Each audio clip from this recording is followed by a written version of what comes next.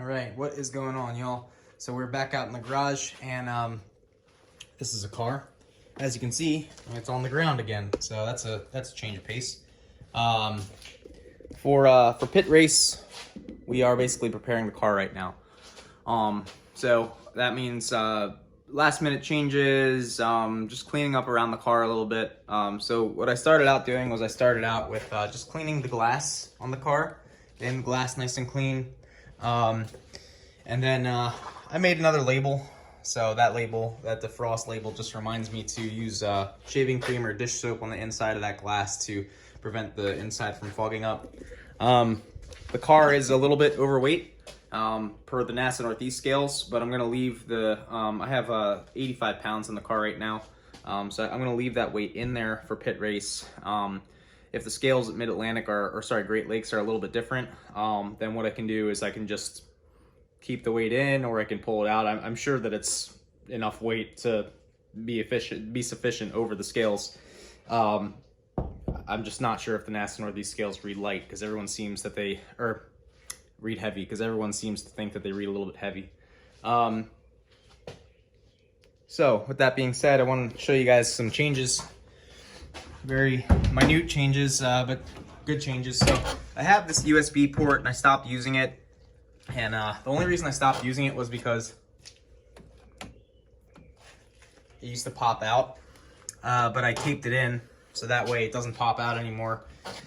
And then what I did was I took an existing long wire that I had and I just ran it along the length of this loom, and it goes all the way back there and it goes all the way to the GoPro. And so, you know, if you get protested or if there's a yellow flag and the race control wants to see your car, or if there's a contact, they're gonna say, hey, we wanna see, you know, your footage. And if you don't have that footage, you could potentially get DQ'd. It's important that you have that camera. So, you know, I hooked up the charger, again, because I was having issues where the GoPro would die. And I don't want that happening. I don't wanna risk that. It's a stupid way to go out. But right now, I think what I'm gonna do is, since I got a little bit of time, is I'm gonna pull this intake off, and then I'm gonna relocate this IAT like I said I would. Okay, so we had the compressed air out. We basically drilled a new hole here, and that's the old hole. We cleaned out the bore after we drilled the holes. We filed the inside so that the holes don't have any leading edges that could lead to aluminum getting into the engine. And then we have this intake air temp sensor. In one of my old videos, I showed myself cutting it down and then using RTV to affix it to this pipe. We're going to clean, hopefully this wire brush, this copper one will work. We're gonna clean this RTV off, and then we're gonna re-RTV it in place.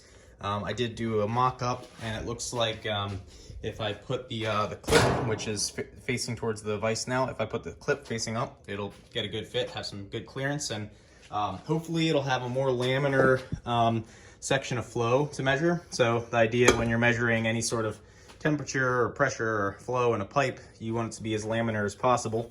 The reason for that is you want a representative sample of what the air is doing. So if the air is coming from a velocity stack, which is what I have on this filter somewhere over here, the air is going to come in and it's going to create an effect where it's a low pressure to a high pressure zone. I believe that's it, and then it's going to create a higher velocity.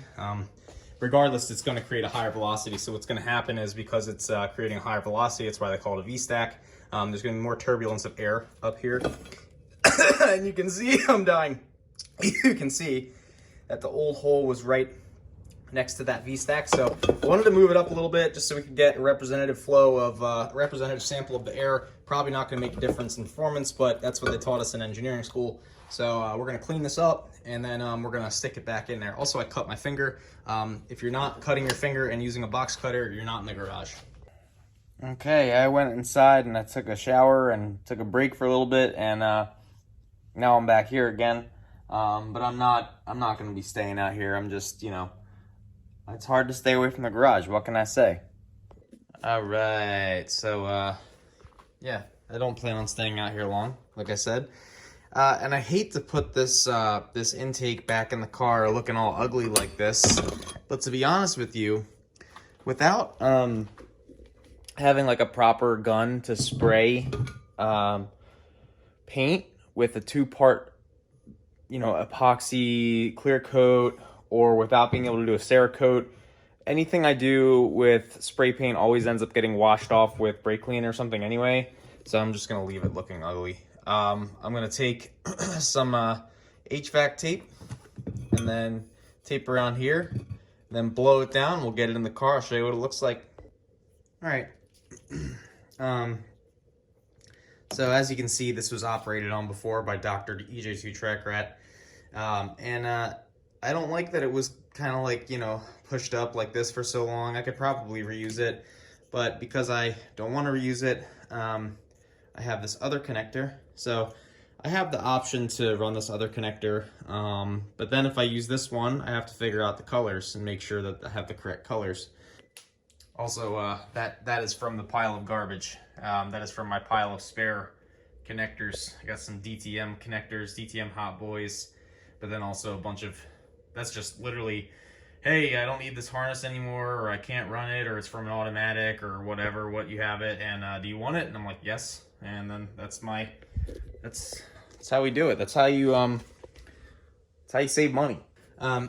So yeah, I didn't like how close those wires were to this connector. It kind of runs into the same problem where the solder joint is kind of stiff and the rest of it's soft. So if it flexes really close to here, it could break. So that needs to be repinned. So we're gonna save that connector. But we did use the VTEC connector. I checked to make sure that the top pin was the green wire on the old one, and the bottom pin was the red wire. So this one is blue on top, black on bottom, and then basically what we have here is just the solder joint is over here, so there's no stress at the connector itself. And then we added one more zip tie for good measure on the fuel rail, and that's going to keep it nice and you can see it moves around real nice. It's not too much slop, so that should be good. Oh, and by the way, my zip tie engineering has held up very well on my radiator hoses. So if you hating, and you don't even know why, because I'm doing it and it's working. But yeah, so, and then we got this old hole for the old sensor. It's covered up down there, so that's good. And yeah, so we have an intake that's pretty sick, and we fixed the intake air temp sensor, so there's no more slop. So I'm stoked about that. I think we'll resume, making videos tomorrow. But for now, we're gonna get to bed. I do need to pack up for pit race. I already got started putting together my spares. So for example, we go over here. I cleaned up a little bit. I know it doesn't look like I cleaned up, but if you know me and you've been to my house, you know it's cleaning the house, because previously we had a pile of D-series parts. I listed a bunch of them on eBay. And then so we did go through and revise our spares boxes. So I just kind of want to give you guys a real quick glimpse of what I'm talking about. So new labels this side up, but yeah, so we had fuse failures last time. So guess what I have? A bunch of those, I forget what they're called. I think they're called block fuses. I'm not sure. I forget the name, but yeah, so we got a bunch of those, a bunch of mini fuses in case the Forerunner needs them.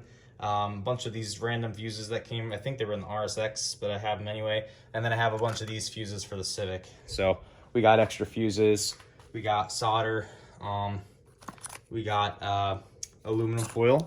The reason I have aluminum foil is because this ground over here still isn't big enough. So I really wanted to make it, it's not coming anywhere, it's not coming off. So I really wanted to make it stick without using a zip tie. We got a spare 9-volt battery for tire pyrometer. We got a loom of automotive wiring if we need to cut it and solder anything. We have this harness for O2 sensor. I've had exhausts fall off and O2 sensor wires rip, and instead of soldering it or repairing it, I have a replacement harness since the ECU runs in closed loop. We got a spare circular hole distributor plug just in case we need it, in case we need to throw a distributor on the car and someone has a circular hole one.